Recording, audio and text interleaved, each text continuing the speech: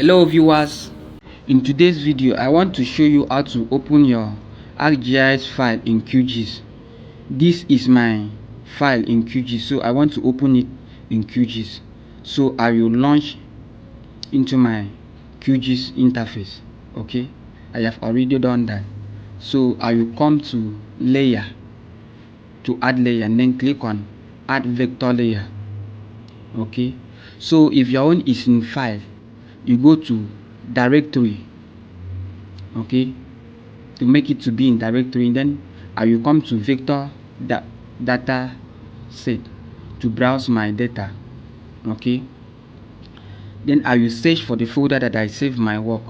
Okay, you can see my work, I save it as tutorials. So I will locate the file, the folder where I save my work, and then click on select folder. Okay, I will click on select folder. Okay,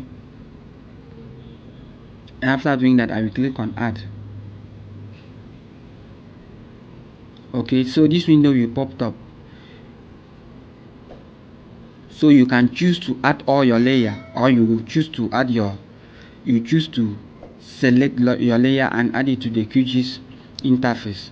Okay, so I want to add only 2 layers, so I will add my study area and water body, that is river. Then after the selection I will click on add layer. Okay, our layer has been added to the Qgis interface. I will close this window. Okay, you can see that our layer has been added to the Qgis interface. So I will come to each of the layer and right click on each of the layer and go to properties to change the color. Okay,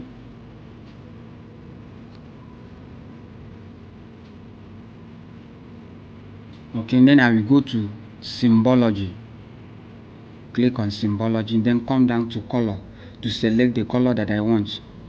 Okay, then after doing that I will come down a bit to click on apply and okay. You can see that the water body the color of the water body has changed.